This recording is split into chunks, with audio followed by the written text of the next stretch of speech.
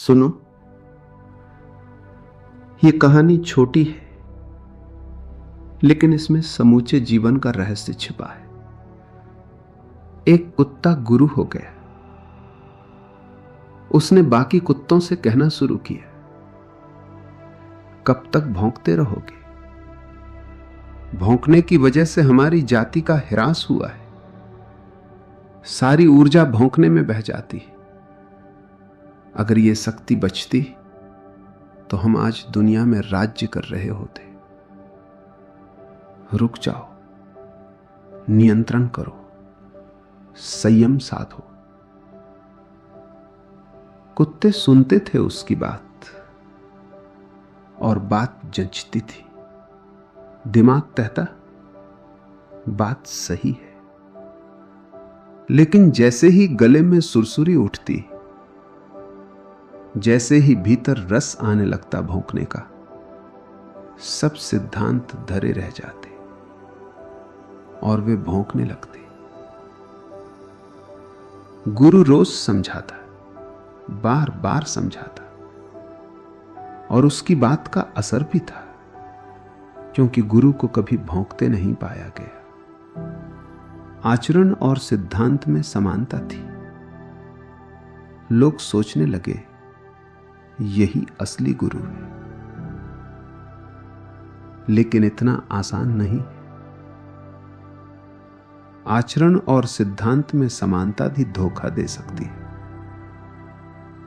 उस कुत्ते में भौंकने की ताकत ही न बची थी। समझाने में ही सारी आवाज खर्च हो जाती थी। सुबह से शाम तक, रात दिन गांव में घूमता, हर जगह रोकता, समझाता। उसका गला थक जाता, भौंकने की ताकत बचती ही न थी। कुत्ते परेशान हो गए। लेकिन एक दिन उन्होंने सोचा, अब ये बूढ़ा मरने वाला है, कम से कम एक दिन तो इसकी मान लो। और सारे कुत्तों ने तय किया, आज रात चाहे कुछ भी हो जाए, भौंकेंगे नहीं, संयम साधेंगे। और वही हुआ जो हर सन्यासी के साथ होता है। बड़ी मुसीबत आ गई। हर कुत्ता तड़पने लगा, गलियों के कोनों में छिप गए। भीतर बेचैनी उमड़ आई। रोज का समय आ गया था भौंकने का। कोई पुलिस वाला गुजरता, दिल करता भौंकने का। कोई डाकिया निकलता, मन ललचाता। चारों तरफ उपकरण थे जो वासना जगाते थे, लेकिन व्रत लिया था। हर कुत्ते ने सोचा, जब तक कोई दूसरा ना भौंके, हम भी रहेंगे संयम साधे। यही है कहानी, यही है जीवन। तुम दबा सकते हो, रोक सकते हो, संयम साध सकते हो, लेकिन भीतर जो प्रकृति है वो बार बार उठेगी। दबाने से वो मरती नहीं, उसे केवल समझने से पार पाया जाता है। सुनो ध्यान से, संयम साध कर तुम संत नहीं हो जाते। समझ आ जाए तो स्वभाव रूपांतरित हो जाता है, और जब स्वभाव बदल जाता है तब कोई दमन नहीं रह जाता। तब तुम मुक्त हो जाते हो। कोई नहीं भौंका, कुत्ते चुप ही रहे। लेकिन आधी रात को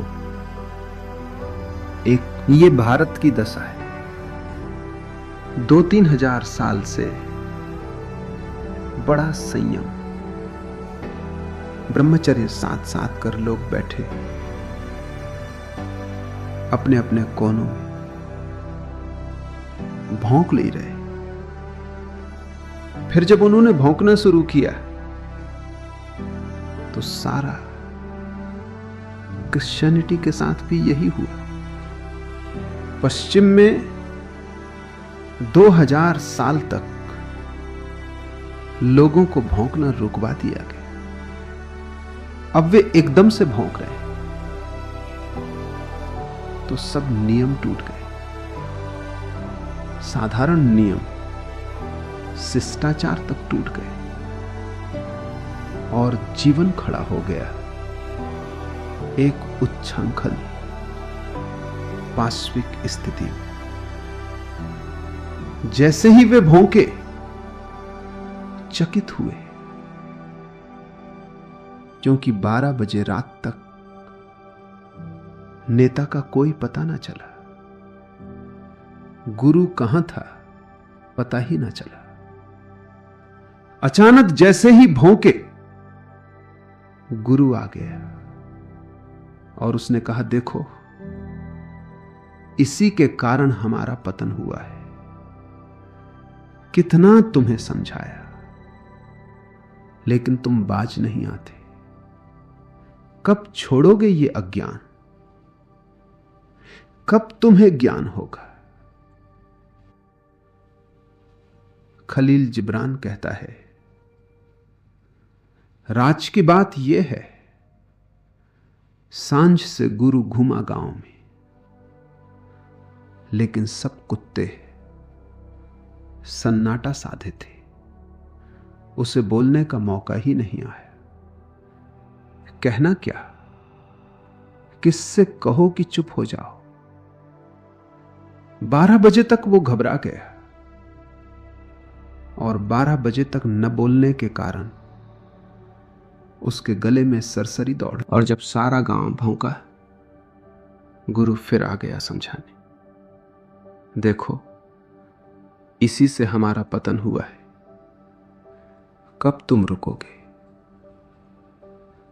तुम भी जब बोलते हो तो ध्यान दो, वो बोलना रोग है या तुम्हारी शून्यता से, तुम्हारे मौन से निकलता है? वो बीमारी है, रेचन है, तुम कचरा फेंक रहे हो बाहर, हल्का कर रहे हो अपने को, या तुम्हारे पास कुछ बहुमूल्य है जो तुम देना चाहते हो? बोलो तभी जब तुम्हारे बोलने में हीरे हो जो तुम बांटना चाहते हो। दूसरे के सिर पर कचरा क्यों डाल रहे हो? व्यर्थ की बातें क्यों बोल रहे हो? उस आदमी ने सुना कि कुत्ता और गधे में बड़ा विवाद है। वो दोनों की बात समझा, दोनों की दृष्टि समझा, इसलिए मुसीबत में पड़ गया। वो बीच में गया समझाने, लेकिन कुत्ते और गधे को उसकी बात समझ में ना आई। बुद्धों की बात कभी भी तो समझ में नहीं आई। तुम्हारी सारी बात बुद्ध को समझ में आती। तुम्हारी हर वासना की आवाज उन्हें समझ में आती, क्योंकि तुम जहां हो वहां से वे भी गुजरे। वे भी कभी भौंकते थे, वे भी कभी घांसती बात करते थे। तुम जहां हो वहां वे थे, इसलिए तुम्हारी भाषा। पहले वे आपस में लड़ रहे थे, अब वे बुद्ध से लड़ने को दोनों साथ हो जाते हैं। गधा दुलत्ती मारता है, कुत्ता भौंक कर चीखने दौड़ता है कि ये आदमी बीच में उपद्रव करने क्यों आ गया। ऐसे ही काफी कलह चल रही थी, और ये एक और उपद्रव, और फिर इसकी भाषा भी समझ में नहीं आती। जीसस को सूली लगी, जीसस की भाषा यहूदी समझ ना सके। मंसूर को लोगों ने काट कर मार डाला, क्योंकि मंसूर की भाषा लोग समझ ना सके। एक तो वासना की भाषा है जिसे हम समझते हैं, और एक करुणा की भाषा है जिससे हमारा कोई परिचय नहीं। और ये आदमी बेचारा इन दोनों को शांत करने आया था। यह आदमी चाहता था कि इनकी कलह मिट जाए। यह आदमी चाहता था कि ये एक दूसरे के दृष्टिकोण को समझ ले। दुनिया में चाहे छोटे झगड़े हो रहे हो, चाहे बड़े युद्ध हो रहे हो, या घर की छोटी कलह, सब विवाद इसी कारण है, दूसरे की दृष्टि को न समझने के कारण। जब तक मैं दूसरे के जूते में खड़ा ना हो जाऊं और दूसरों के कपड़ों में खड़ा होकर ना देखूं, जहां से दूसरा देखता है वहां से ना देखूं, तब तक कलह और युद्ध मिट नहीं सकेंगे। मैं अपनी जगह ठीक मालूम पड़ता हूं, दूसरा अपनी जगह गलत मुझे मालूम पड़ता है। खुद को वो ठीक मालूम पड़ता है। अगर रूस हम इतने तरल नहीं हैं कि दूसरे की जगह खड़े हो जाए और वही व्यक्ति शांत हो सकेगा जो इतना तरल हो कि सबकी दृष्टियों को समझ पाए। लेकिन यही ज्ञानी की कठिनाई है। ज्ञानी की बड़ी मुसीबत है, क्योंकि उसे रहना पड़ता है अज्ञानियों के बीच। लेकिन हमारे निष्कर्ष भिन्न हैं। बुद्ध, महावीर, कृष्ण के निष्कर्ष भिन्न है। मेरा निष्कर्ष भिन्न है। मैं आपसे कहता हूं, सुखी आप हो सकते हैं,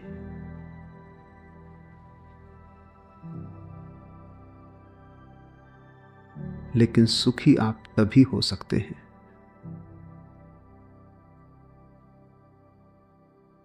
जब चाह के दरवाजे गिर जाएं।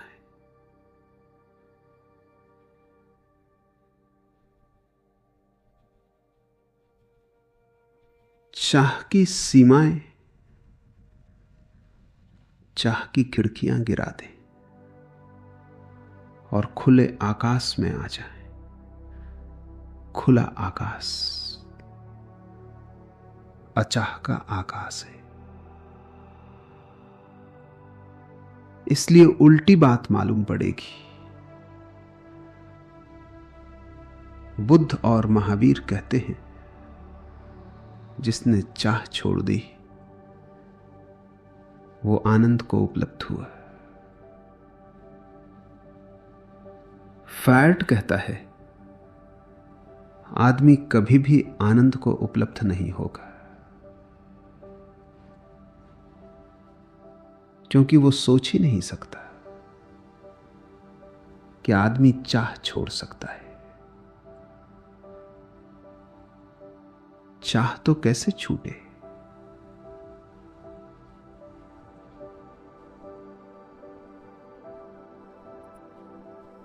फ्रायड कहता है, चाह तो आदमी की जड़। कभी कभी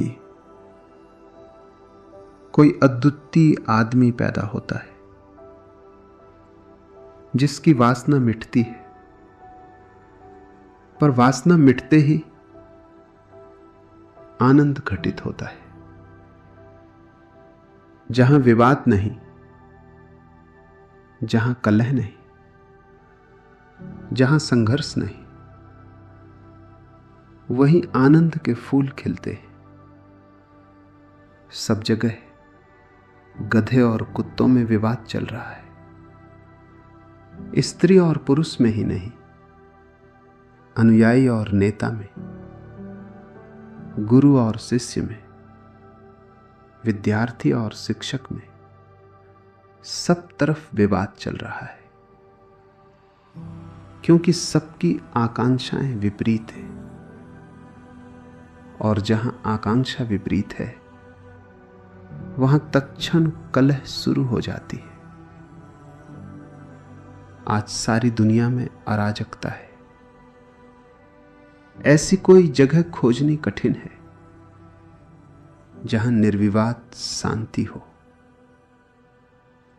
सब तरफ विपरीत लोग खड़े, गधे और कुत्ते चर्चा कर रहे।